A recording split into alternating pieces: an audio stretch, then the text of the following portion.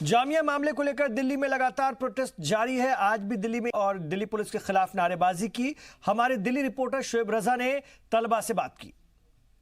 Jamia Millia Islamia university और MU में जिस तरह से कल तस्वीरें सामने आई, उसकी मुखालफत पूरे मुल्क में देखने को मिल रही है। अलग अलग शहरों में प्रोटेस्ट हुए हैं और रात के वक्त अब दिल्ली के इंडिया गेट पर भी इसी तरह का जो प्रोटेस्ट है वो यहाँ पर हो रहा है। तमाम जो अलग अलग यूनिवर्सिटी के स्टूडेंट दिल्ली के, जेएनयू के, डीयू के, इसके अलावा जामिया के भी स्टूडेंट यहाँ पर आए हुए हैं। और हमने कल भी देखा था कि कल पूरी रात आईटीओ पर, दिल्ली पुलिस मुख्यालय के बाहर भी इसी तरह से जो प्रोटेस्ट था वो जारी था। और एक तरीके से एक मैसेज देने की यहाँ से कोशिश ये हो रही है, क्योंकि कुछ देर पहले यहाँ से प्रियंका वाड्रा भी गई है, कांग्रेस के बड़े लीडर भी आए थे और पहले से ये कॉल दी गई थी कि 6 बजे यहाँ पर लोग इकट्ठा होंगे और सरकार के, दिल्ली पुलिस के खिलाफ नारेबाजी लोग करेंगे। आप कहाँ से आए हैं? जी, मैं दिल्ली से ही हूँ।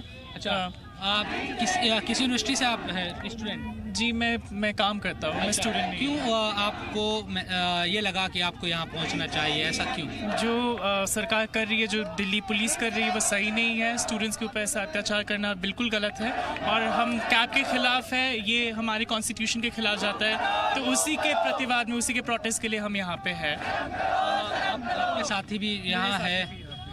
मैम तो कुछ स्टूडेंट से हम बात करने की भी कोशिश करेंगे। आप कहाँ से आए हैं सर? सर, हम दिल्ली यूनिवर्सिटी से। अच्छा, क्यों? हमने पूरी रात देखा कि दिल्ली मुख्यालय के बाहर भी तमाम स्टूडेंट जमा थे। अब इंडिया गेट पर भी आप लोग आए हैं। पूछ लीजिए, मैं भी यहाँ पे। अच्छा, तो कुछ और स्टूडेंट भी यहाँ पर। मैडम कुछ कहाँ से आप लोग आए हैं? हम दिल्ली यूनिवर्सिटी से हैं और राजेंद्र नगर से आए हैं हम, जस्ट टू प्रोटेस्ट अगेंस्ट। ये बताएं मुझे कि क्यों आपको लगा कि यहाँ पहुँचना चाहिए और यहाँ पर आए? एज अ स्टूडेंट हम इस टाइम स्कैर्ड हैं एंड वी आर लाइक, हमारे को बहुत डर लग रहा है just because we are students right now, क्योंकि जामिया में भी सही स्टूडेंट बॉडी के ऊपर ऐसे अटैक कर दिया गया by the police who are meant to protect us, जो हमारी सुरक्षा के लिए बने हैं। वो हमारे पे जब अटैक करने आ जाएंगे तो हमारे को तो सड़क पे उतरना ही पड़ेगा ना।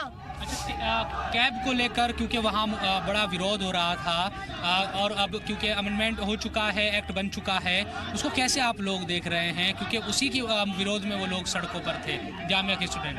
ये इंडिया के सेक्युलरिज्म के एकदम अगेंस्ट है, क्योंकि India has always been a secular nation, जो बहुत इंपॉर्टेंट एक इंटेग्रल चीज़ है इस कंट्री में। अगर आप एक पर्टिकुलर कम्युनिटी को एक्सक्लूड ही कर देंगे तो I think it's very much against the democracy of the constitution. It just speaks against the whole democratic principle और ये गवर्नमेंट बिल्कुल भी डेमोक्रेटिक नहीं है अगर ये ऐसा कर रही है। तस्वीरें आपने अलीगढ़ मुस्लिम यूनिवर्सिटी की और जामिया की कल से आपने देखी अलग अलग, क्या आपके जहन में चलता है उनको देखकर?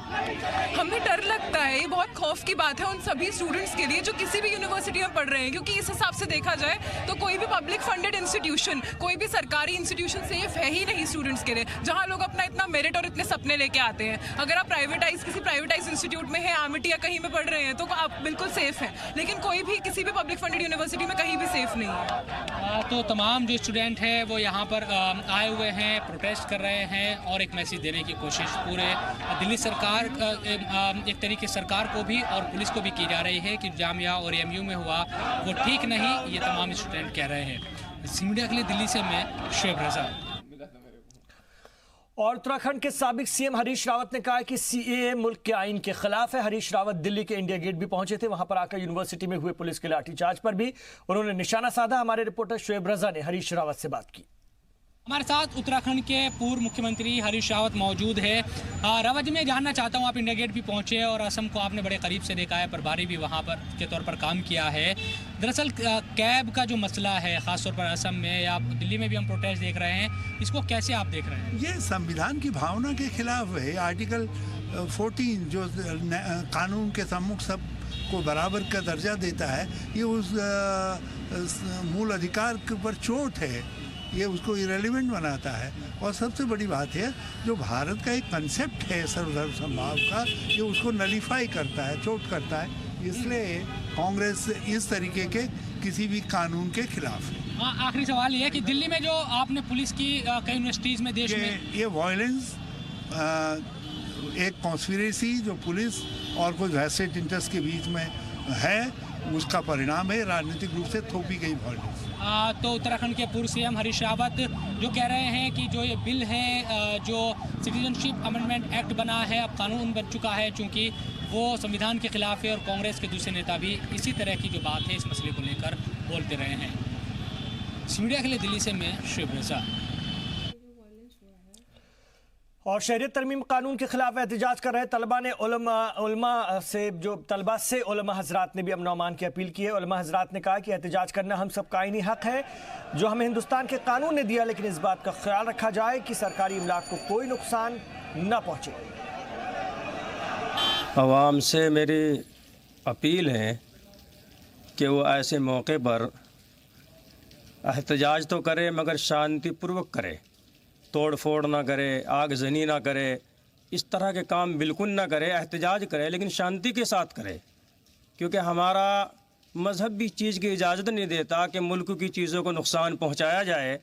एहतजाज करना हमारा अपना हक़ है, सही तरीके से एहतजाज करे, लेकिन एहतजाज में तोड़ फोड़ ना करे, सरकारी चीज़ों को नुकसान न पहुँचाए, आग न लगाए, शांतिपूर्वक तरीक़े से एहतजाज करे। मैं उन तलबा का पूरे तरीक़े से समर्थन करता हूँ जिन तलबा ने एहतजाज किया है, हम उनके साथ हैं। हमारी दुआएं, हमारी मोहब्बतें उन सब के साथ हैं। एहतजाज करना उनका और हम सब का हक़ है, एहतजाज करना चाहिए, क्योंकि हुकूमत एक बिल लाई है, उसके ख़िलाफ़ एहतजाज कर रहे हैं तो एहतजाज करने में कोई हरज नहीं है। जामिया मिल्लिया के, अलीगढ़ के, इसी तरह दारुल नदवा के जो तलबा ने एक जुल्म के ख़िलाफ़ आवाज़ उठाई है, जो शहरियत तरमीम बिल जो लागू किया गया था सरकार की तरफ से, उसमें जो ये आवाज़ उठी है, ये आवाज़ तलबा ने सिर्फ जो है जुल्म के ख़िलाफ़ उठाई है। लेकिन ज़रा सा उन तलबा को जिन्होंने जुल्म के ख़िलाफ़ आवाज़ अपनी उठाई है, ये बहुत अच्छा कदम है, लेकिन इस कदम को अपने और इस आवाज़ को शांतिपूर्ण तरीके से उठानी चाहिए। इसमें किसी पर अत्याचार ना हो, जुल्म ना हो, तशद्दुद ना हो, शांतिपूर्ण तरीके से ये एहतजाज रखा जाए। और जब तक आपकी जो डिमांड है वो पूरी ना हो जाए, जब तक मैं कहूँगा कि इस एहतजाज को बरकरार रखा जाए, लेकिन शांतिपूर्ण तरीके से हो। चूँकि मज़हब जो है यही सिखाता है कि अगर कोई अपनी बात आपको रखनी है तो वो शांतिपूर्ण तरीके से हो और बग़ैर किसी जो है माहौल को ख़राब किए हुए हो। एहतजाज करना हमारे मुल्क का, हमारा इस मुल्क का, हमारी डेमोक्रेसी का एक कानूनी हक़ है। हम एहतजाज करें लेकिन एक कानूनी दायरे में रहकर, जो हमारी सरकारी संपत्तियाँ हैं उसको नुकसान ना पहुँचाए, आगजनी ना करे। और जो ये तलबा कर रहे हैं, हम इनके साथ कंधे से कंधे मिलाकर खड़े हैं और आइंदा भी इनके साथ खड़े रहेंगे। जो हुकूमत ये बिल लाई है ये बिल्कुल संविधान के ख़िलाफ़ है। हमारे इस मुल्क के अंदर हमारे डॉक्टर भीमराव अंबेडकर और मौलाना आज़ाद साहब, जो उनके जो पूरी कमेटी थी, उन्होंने जो ये कानून बनाया है, ये तमाम जातियों, तमाम जितने तबके हिंदुस्तान के अंदर रहते हैं, सबको एक साथ रखकर सबको सामान्य अधिकार दिया है। लेकिन ये मुल्क जब से ये सरकार आई है, इस सरकार ने इस मुल्क के अंदर हिंदू मुस्लिम भाईचारगी को भी नुकसान पहुँचाया है और आपस में एक दूसरे को तोड़ने की कोशिश करी है। मेरी तमाम उन तलबा से अपील ये है कि एहतजाज करें लेकिन एक कानूनी दायरे में रहकर, सरकारी संपत्तियों को नुकसान ना पहुंचाए। किसी भी जो हमारे मुल्क के नागरिक हैं, चाहे वो किसी भी धर्म से हो, उनको कोई नुकसान ना पहुंचाए। शहरियत तरमीमी कानून के खिलाफ मुल्क के कई हिस्सों में एहतजाज का सिलसिला जारी है। दिल्ली की जामिया मिल्लिया इस्लामिया यूनिवर्सिटी के बाद उत्तर प्रदेश की राजधानी लखनऊ में भी पुरतशद्दुद मुजाहरा हुआ।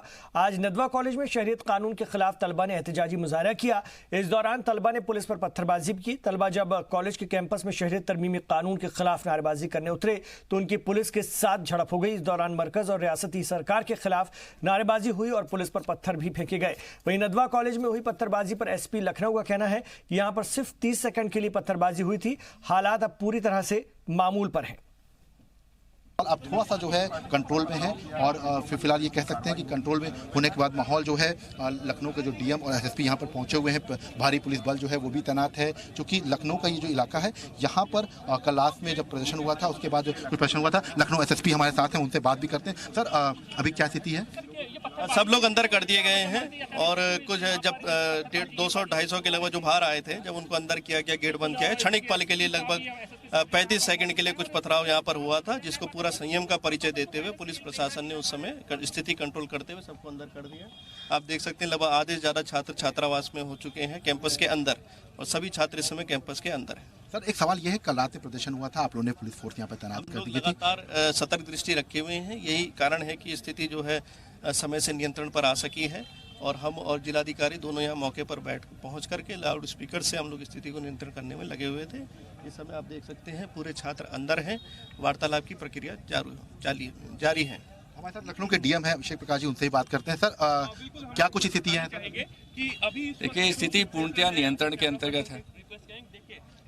सर अभी हमने देखा था कि सुबह से प्रदर्शन यहाँ पर चल रहा था, पुलिस कंट्रोल की हुई थी, चारों तरफ बैरिकेडिंग्स भी लगाई गई थी और पुलिस बल वहाँ पे तैनात था, लेकिन अचानक से पत्थरबाजी शुरू हो जाती है जब गेट के अंदर चले जाते हैं। देखिए छात्रों को सबको अंतर्गत किया गया, गेट बंद किया गया, तो जो कुछ क्यारी से लगी हुई ईंटें थी, कुछ एक क्षण के लिए कुछ एक पत्थर बाहर हैं, लेकिन तत्काल इस सब चीज़ों के ऊपर नियंत्रण पा लिया गया और सभी छात्र अभी अंदर हैं। सर अब नदवा प्रशासन से बातचीत हुई है कि ये कौन छात्र थे, छात्री थे या कुछ बाहर के लोग भी शामिल थे, क्योंकि अक्सर ही देखा जाए कि असामाजिक तत्व भी आ जाते हैं प्रदर्शन में। नदवा के जो प्रिंसिपल, वाइस प्रिंसिपल या अन्य जो जिम्मेदार पदों पे लोग हैं, इनसे वार्तालाप पहले से ही चल रही है और उनकी जिम्मेदारी भी है और उनसे वार्तालाप भी की जा रही है कि ऐसे कोई तत्व हैं तो वो चिन्हित करके तत्काल बताएंगे।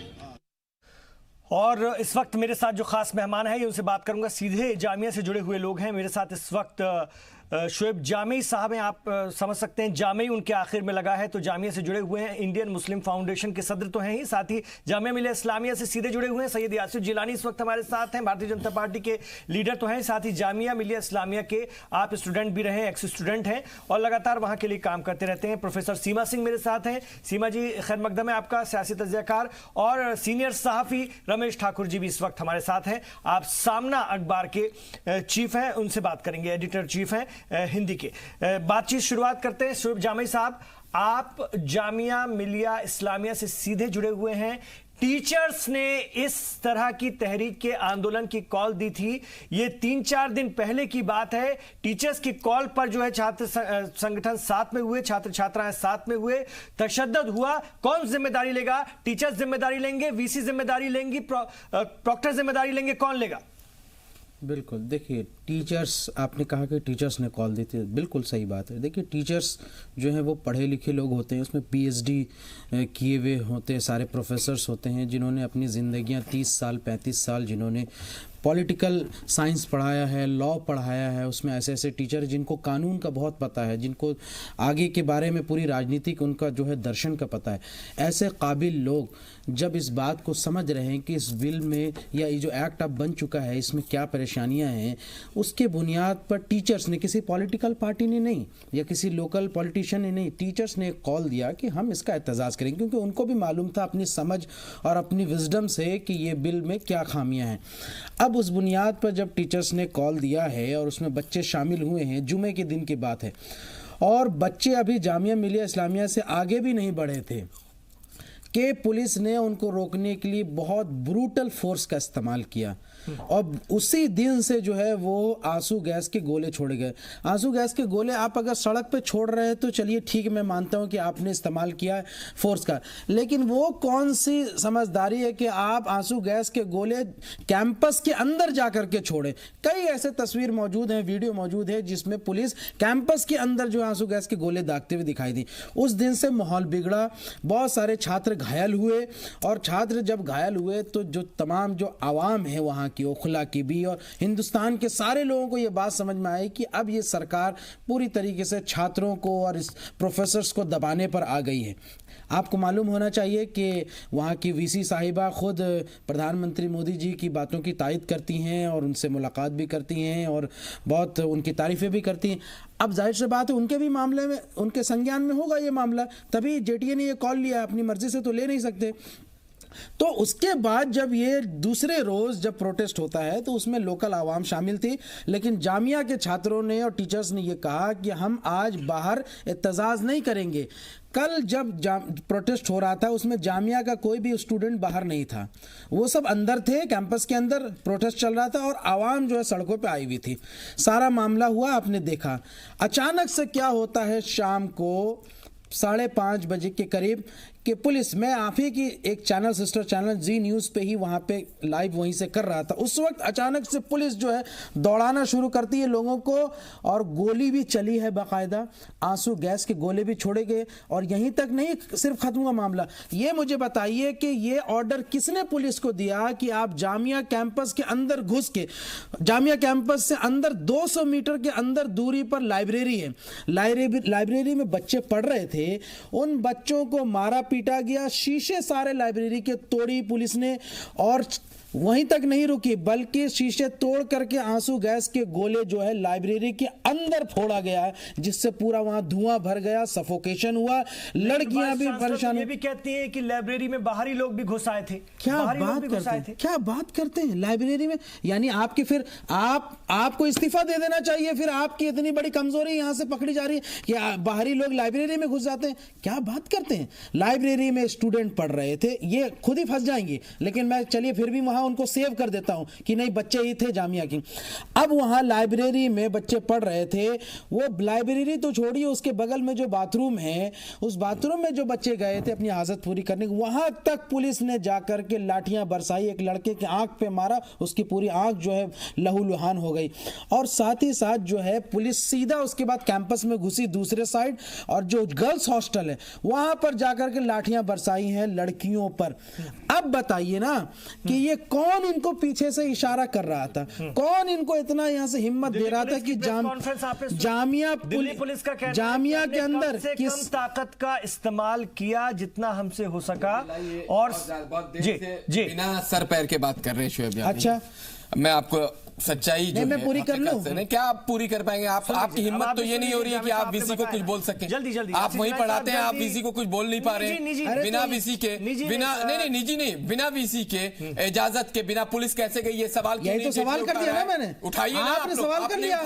बिना वीसी के परमिशन के पुलिस कैसे अंदर घुस गई? इसका जिम्मेदार कौन है? बिल्कुल वाइस चांसलर उसके जिम्मेदार है। नहीं तो आप लोग उनके बिल्कुल वाइस चांसलर उनकी जिम्मेदार है और वाइस चांसलर को जवाब देना पड़ेगा। ने जो कॉल करी थी आंदोलन के लिए, जो कॉल आया था उसकी जानकारी अगर वीसी को है तो मुझे लगता है कि आप वीसी के खिलाफ एहतजाज करिए। इसका मतलब कि वीसी ने ये सारा का सारा षड्यंत्र रच के जामिया को आज लहूलुहान और जामिया के तमाम जो आसपास के इलाके में उन्माद और नफरत जो फैलाने का काम वो जामिया की वीसी कर रही है।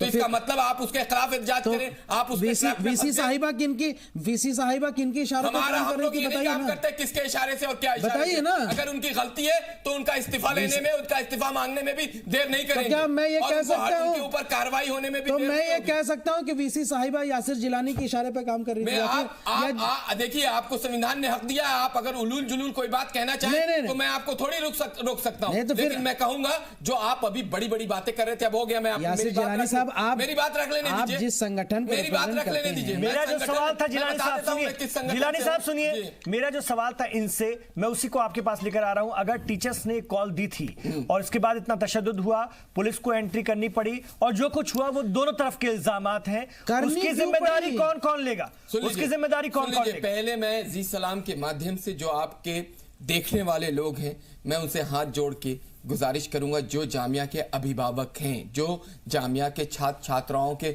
वालिदैन हैं, जो वहाँ तलबा पढ़ रहे हैं, उनके जो वालिदैन हैं, उनसे मेरी गुजारिश है कि आप अपने बच्चों से बात करिए, उनसे बात करके उनको समझाइए। आपके बड़े ख्वाब होंगे, आपने बड़े बड़े ख्वाब अपने बच्चों के लिए देखा होगा कि कोई बच्चा आपका IAS, कोई IPS, कोई इंजीनियर बन के निकलेगा, जो जामिया की रवायत और रिवाज में रचा और बसा है। इसका मतलब यह है कि क्या कोई एहतजाज ही ना करे? नहीं, मैं इसका मतलब यह है कि कोई अपनी बात ही ना रखे। स्टूडेंट का हक है, संवैधानिक हक है। भी आप लोगों के मुताबिक मैं पॉलिटिक्स से आया हूं, मुझे मालूम है कि आंदोलन करना जरूरी है। मैं आंदोलन को क्रिटिसाइज नहीं कर रहा हूं, मैं एक मैसेज दे रहा हूं जो पिछले 24 घंटे में एक अफरा तफरी का माहौल जामिया में मचा रखा है। और किन लोगों ने मचा रखा है? जो असामाजिक तत्व हैं। इल्जाम ये लग रहा है कि दिल्ली पुलिस ने तशद्दुद से भरी कार्रवाई की। जामिया के छात्र दिल्ली पुलिस ने सख्त कार्रवाई की। मैं जामिया के, सुन लीजिए, मैं जामिया के रात के 12 बजे से लेके जिन पुलिस स्टेशन में जामिया के छात्र गए थे, वहां के एसएचओ, वहां के एसीपी, ये बात हमारे दोस्त, बहुत अच्छे दोस्त हैं शुएब जामई, ये भी जानते हैं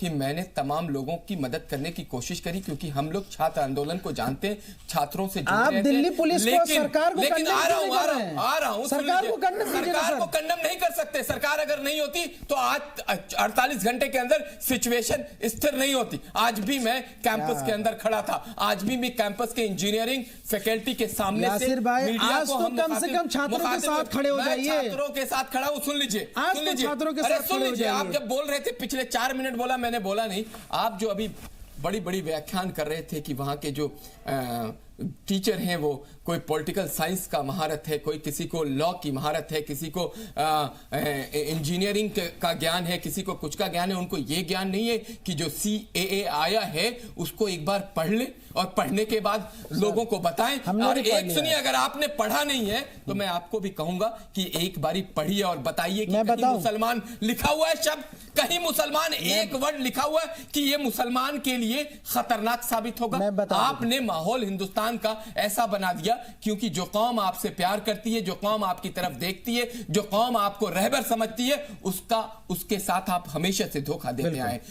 शुएब जामई, इस वक्त इंसाफ करना आपको करना पड़ेगा और सीखना पड़ेगा। उन छात्र छात्राओं के बारे में सोचिए जिनको, सुन लीजिए, जिनको इस वक्त सड़क पे हैं, जिनके लिए जगह नहीं है, जिनके पास खाने की कमी है, हम उनके लिए काम करें इस वक्त। और उन लोगों को बताने की जिम्मेदारी, क्योंकि आप भी टीचर हैं, आपकी जिम्मेदारी है कि आखिर कैब में है क्या। जिलानी साहब वो अगर सड़क पर आए हैं तो किसकी वजह से आए हैं? यासिर जिलानी साहब वो सड़क पर आए हैं और अपना बोरिया बिस्तर बेचारे समेट करके अपने घरों को जा रहे हैं, तो किसकी वजह से जा रहे हैं? किसकी वजह से जा रहे हैं? बता रहा हूं ना, असामाजिक तत्व, गुंडे, आम आदमी पार्टी के जो नेता वहां के गुंडे हैं, पुलिस पर इल्जाम लगा रहे हैं गुंडे। अच्छा, ये बताइए कि दिल्ली का उप मुख्यमंत्री एक सोशल मीडिया पे एक वीडियो डालता है बस में आग लगाते हुए पुलिस वालों को, वो झूठी खबर साबित होती है। उस बस को मैंने भी जाके माता मंदिर के सामने न्यू फ्रेंड्स कॉलोनी में आग लगी है और हमने जाके उसको वेरीफाई किया। वो लोग, उसमें जो गैलन था उसमें पानी भरा था, जो सीट जल चुकी थी उस पर पानी डाला।